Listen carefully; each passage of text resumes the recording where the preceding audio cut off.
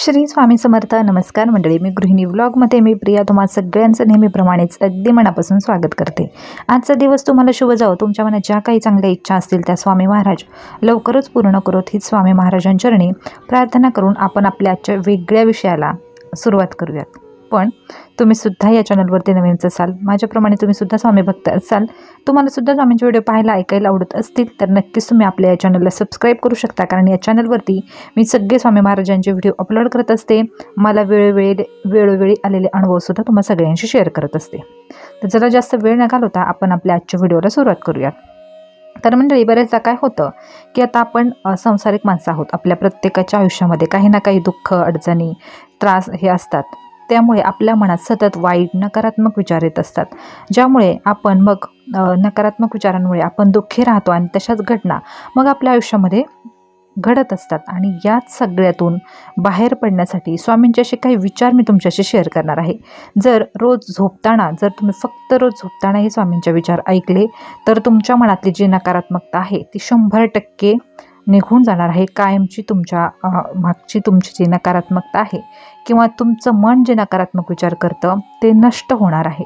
म्हणजे नकारात्मक विचार तुमच्या मनात सुद्धा येणार नाही. तर मंडळी, अक्कलकोटचे स्वामी महाराज श्री दत्तात्रेयांचे अवतार मानले जातात. असंख्य लोक आज स्वामींची आराधना करतात. त्यांना कायम असं वाटतं की आपल्या कुटुंबावरती स्वामींचा कृपा आशीर्वाद असावा. अडचणीच्या काळात कितीही संकट आले तरी भिवू नकोस, मी तुझ्या पाठीशी आहे, हा दिलास आपल्याला स्वामी महाराज वेळोवेळी देत असतात. त्यामुळे स्वतः स्वामी आपले पाठराखण करत आहेत असं आपल्याला नेहमी वाटत असतं आणि तेच आपल्या भक्तांना, स्वामींच्या भक्तांना जगण्याचं बळ एक देत असतं.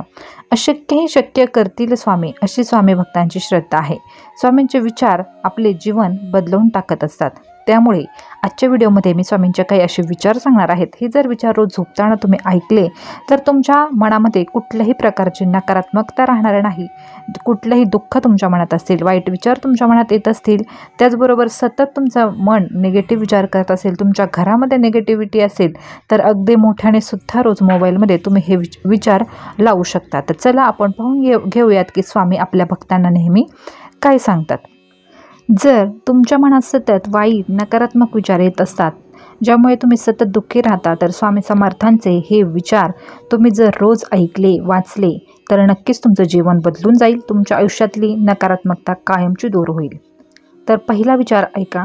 अरे बाळा, उदास असशील तर माझं नाव घे, दुःखी असशील तर माझं ध्यान घे, मार्ग भेटत नसेल तर माझे विचार घे, एवढ्याने समाधानी नसशील तर बाळा अक्कलकोटची वाट घे. वाईट वेळेत साथ सोडलेल्या लोकांकडे लक्ष देऊ नका, पण ज्यांनी वाईट वेळेत साथ देऊन चांगली वेळ आणून दिली त्यांचे मोल मात्र कधीही विसरू नका. बाळा, तुला भीती वाटत असेल, मार्ग दिसत नसेल किंवा निर्णय घेता येत नसेल तर डोळे बंद करून माझे ध्यान कर. अशाने तू माझ्याशी संवाद साधशील आणि कुठल्याही परिस्थितीत मी तुला मार्ग दाखवेल.